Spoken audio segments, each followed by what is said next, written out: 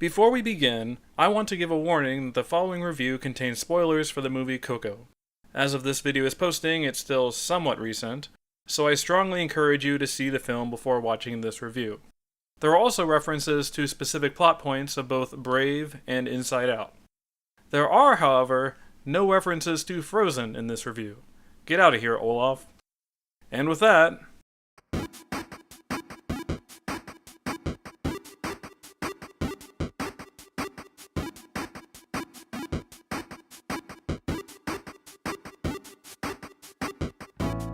Coco is a film that presents itself as a family conflict story like Brave, but gradually morphs into being an existential crisis more akin to Inside Out.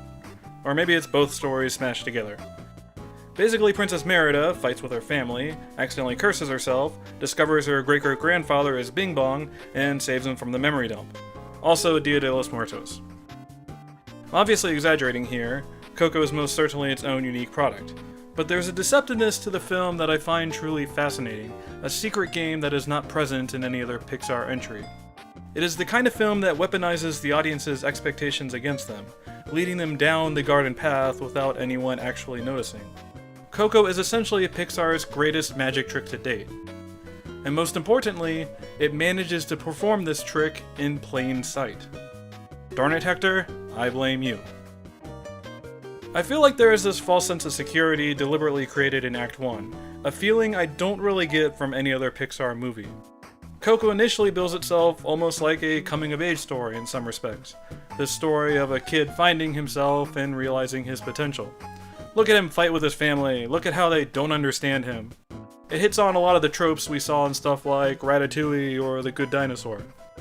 However, probably the most apt comparison, structurally, would be Princess Merida's setup in Brave. Miguel, much like Merida, is stuck in a family with a very complicated history that dictates what kind of person they have to be.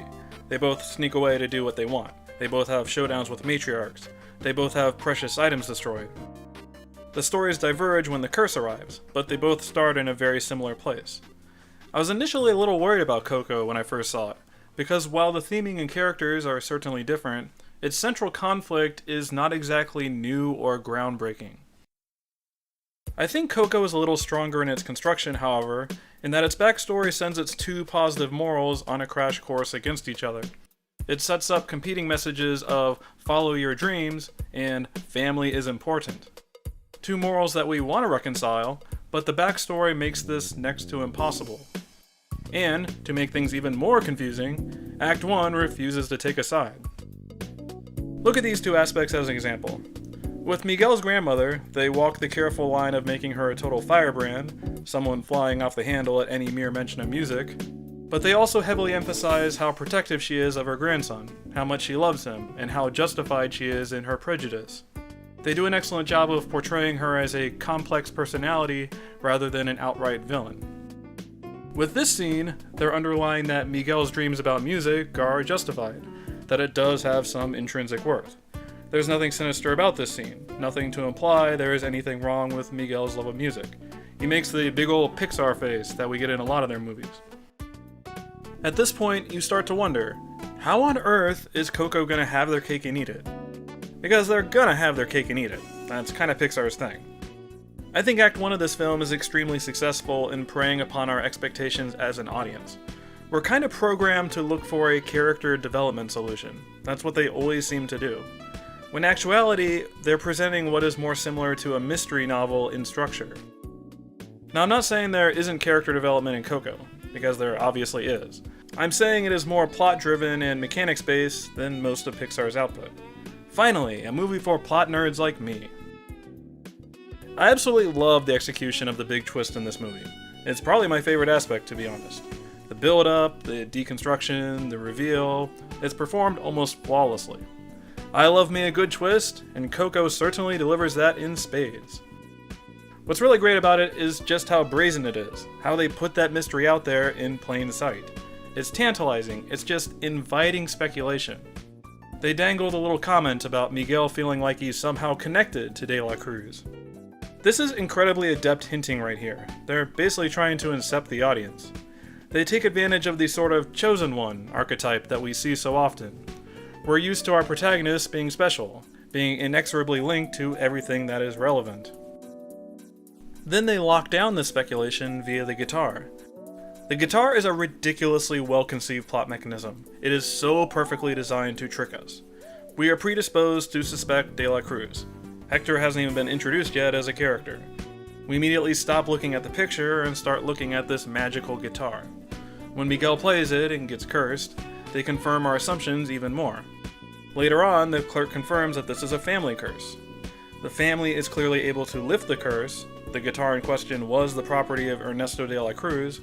Therefore, Ernesto De La Cruz has to be a member of the family. To argue against this is to argue against the plot mechanics established so far. Boom, the trap is set.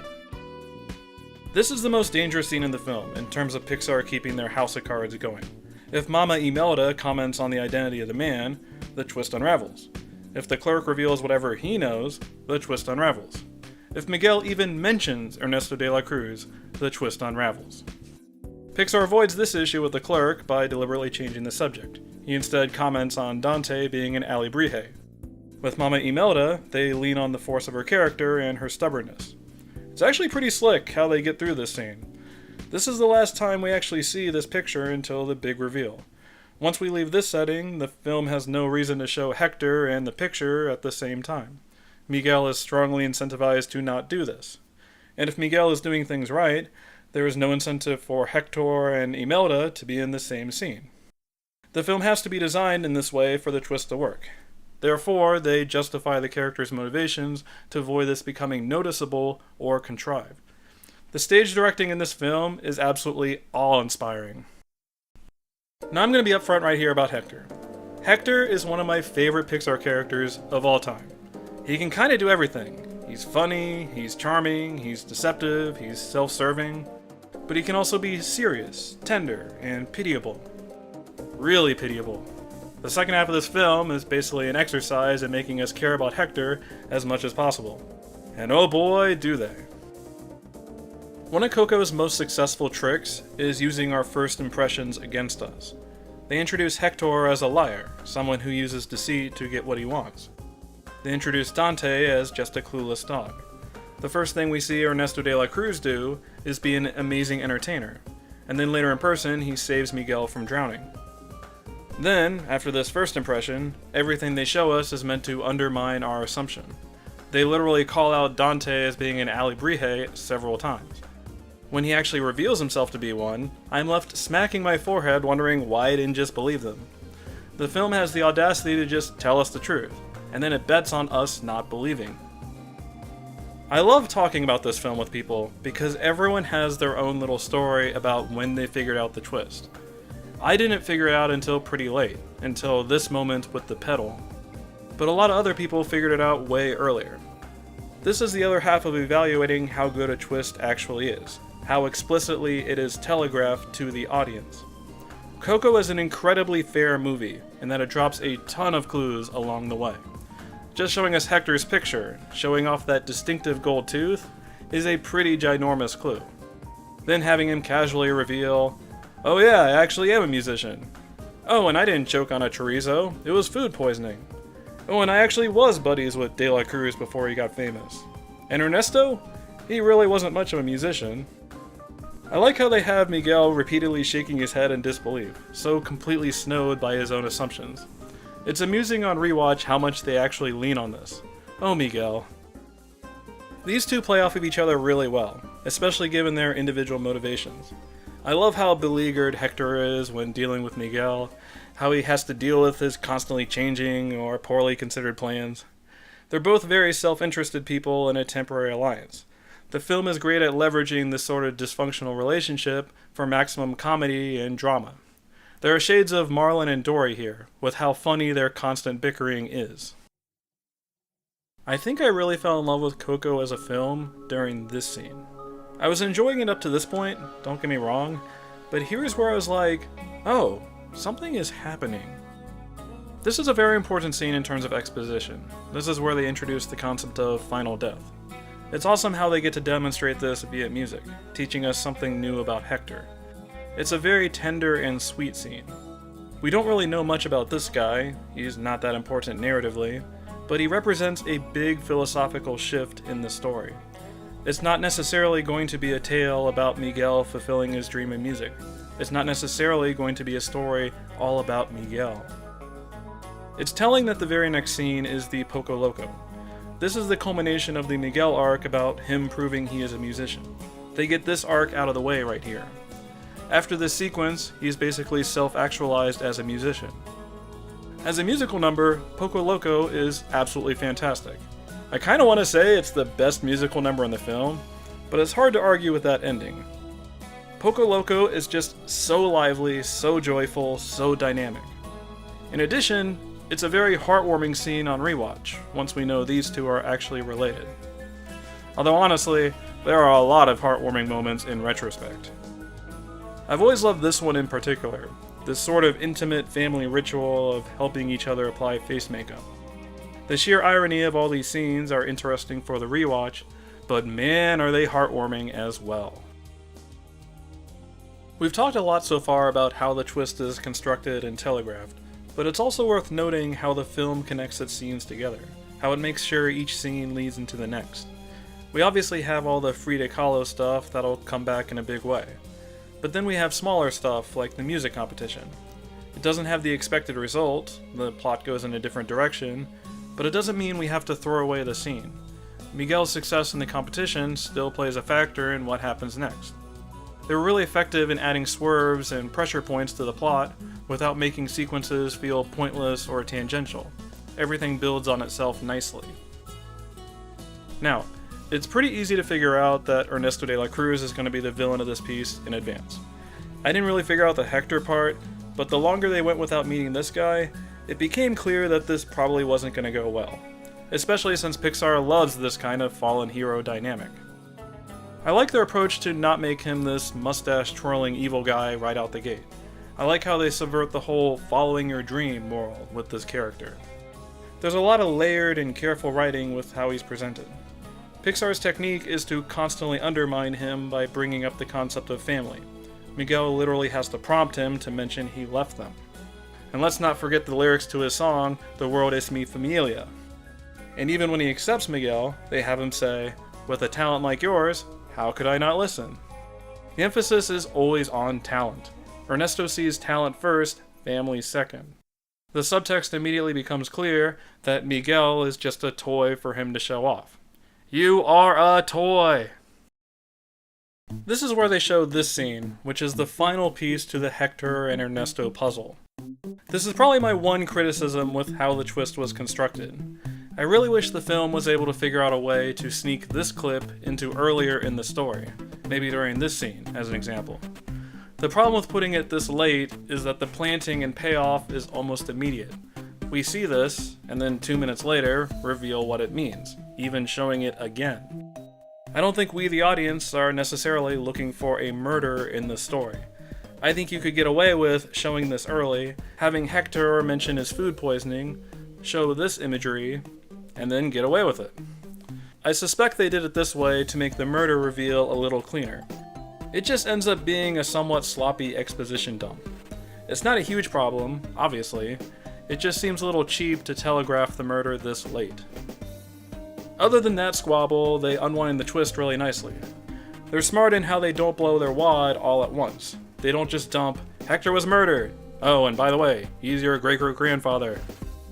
They show a flashback, but keep that tiny little gap left, in case everyone hasn't figured it out. The full reveal is immediate enough, so that everyone who has isn't hating life right now. Before we leave this scene, I want to give a special note to that awesome smash cut after the flashback. Hector's expression is absolutely haunting. It's a nice piece of editing right here. I feel a little mixed about this scene, the real emotional low of the film. Now to be clear, I don't mean this part, which is absolutely beautiful. Pixar loves them the emotional flashback, and this one continues to serve them well. Where I feel mixed about it is that it shines a spotlight on Pixar's formula with how they execute their low point. The sequence reminds me a lot of the one from Inside Out, with the protagonist crying in a pit and all, and then being accompanied by a character who is in danger of being forgotten. I feel like Bing Bong, as a concept, is like the great-great-grandfather to Hector. He's a sort of second run at Bing Bong's dilemma, almost like they designed a movie so that we could finally save Bing Bong. Let's go on a journey and save the forgotten one. I don't think that's why they made Coco. The Dia de los Muertos theme naturally leads to this concept. It's just interesting seeing them explore this a second time within 5 films of each other, this time taking it in the exact opposite direction.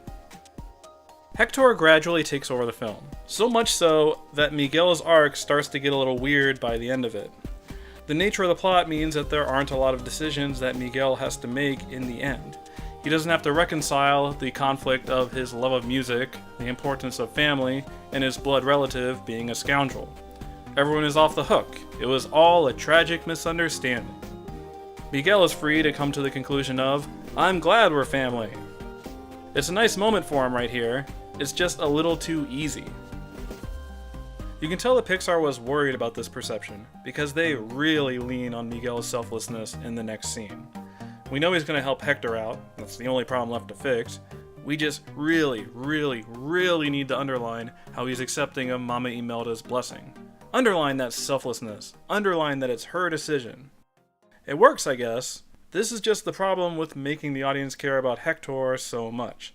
The completion of Miguel's arc feels weirdly perfunctory now. I would argue that Mama Imelda gets the most significant character arc in the film, since she's the one forced to reconcile her feelings. I think they do a nice job connecting her up with Miguel's grandmother, portraying her as another firebrand, and then slowly unraveling how conflicted she is. Her screen time is definitely limited, as she is not the POV character, but they're good about making her scenes count, and giving her some character depth. I'm less in love with how they complete her arc, however. The nature of the twist means that they have a lot of stuff to clean up in a short amount of time. They're forced to rush through resolving Mama Imelda's conflicted emotions about her husband. I mean, yeah, they joke around about it, and that is a pretty awesome musical number she gets to deliver. I just don't completely buy her turnaround by the time we need to leave. It's a bit too fast. Despite the pacing issues, the concert scene delivers a lot of fun moments. I like the set piece itself, I really like that they inject a bit of action right here. And hey, the relatives finally have something to do. They do an especially nice job of paying off previous elements, like dressing up like Frida Kahlo, and then seeing the show actually performed. I still can't believe they got away with this reference in a quote-unquote kids movie. I guess it really is the right amount of obvious. It is a little annoying that they had to dredge up the old Monsters Inc. right here. It's necessary for De La Cruz to fall in front of his fans. I just wish they would have figured out a different method to do it. I keep half expecting Ernesto to say, I'll kidnap 1,000 children, during this scene. I've nitpicked this ending a decent amount, but it really does finish on a strong note. It's fitting that the very last problem Miguel needs to solve had an alternative solution he didn't consider. Coco is almost entirely about this dynamic. It's easily Pixar's most ironic film. If everyone knew everything right out the gate, Miguel could have fixed everything in about 20 minutes of runtime. Dorothy, just click your heels together. By the time we get here, we really feel like we've been on a journey, that we've gone through all the steps of trying everything humanly possible to get everything fixed at once. There is a bit of inevitability to this final performance of Remember Me in some ways. I remember strongly suspecting that we would hear it a third time. But I think that's more about how perfect and beautiful an ending like this one is. People throw around comments about there being no other way for certain films to end, almost like films are math problems with only one valid solution. But man, is this the only way Coco could have ended. Every single moment of the film has built up to this scene. Nothing was thrown away. This is the only possible endpoint. They named the film Coco, for heaven's sake. I've yammered on about the plot for so long that I neglected to talk about the setting and theme. This is partially on purpose. I don't feel like I'm a good person to evaluate the authenticity, since I've never been to Mexico and all. I mean, I took 5 years of Spanish and still couldn't even roll my R's. Pretty sad. From an outsider perspective, however, I really appreciate how entrenched the film is in Mexican culture, that it celebrates what is so amazing about it. I love how they so casually drop Spanish words throughout, even making a concept like an alebrije plot important. The visuals are just jaw-droppingly gorgeous. A lot of this is just that Dia de los Muertos is a beautiful holiday visually. Pixar had kind of an unfair advantage here, but they executed it so amazingly well. I love the designs of the skeletons, the way they animate their individual bones and everything. Keeping in a long tradition of cartoon skeletons, they draw a lot of slapstick comedy out of throwing around bones all over the place. I admit, from studying Dia de los Muertos in Spanish class, I've always had a huge respect for how they pay tribute to their deceased. I've always felt like this approach is healthier emotionally than how we tend to do it in the States. When I found out Pixar was doing a film with this setting, you can imagine how excited I was. And then putting a big old mystery in the plot? And, well, you're basically just pandering to me at this point. Curse you, Pixar. I swear I am not this easy a mark. I don't really think Coco is a perfect film or anything. I've definitely nitpicked things about it. Designing around a big twist is going to create some show don't tell issues. Its character arcs aren't necessarily as strong as other Pixar films. It is certainly no Finding Nemo in this regard. But I think what's remarkable about Coco is that they were able to make a film that is mechanically rich with its plot, but still have a lot of heart. Intricate plot elements and foreshadowing are cool and all, mysteries are fun in themselves. There's a strong sense of internal logic to this film that is very appealing, a sense that is unique to this Pixar film. But this cold, calculated logic ultimately leads to a very warm place, one that truly feels earned in the end.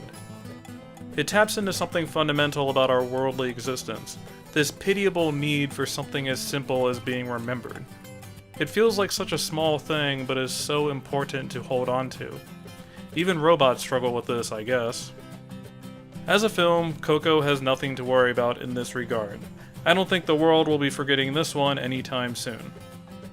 Coco proves that, amongst a sea of animated sequels, that Pixar can still put out a fresh and truly original product, one that will stand the test of time. I can't wait to see what they have in store for us next.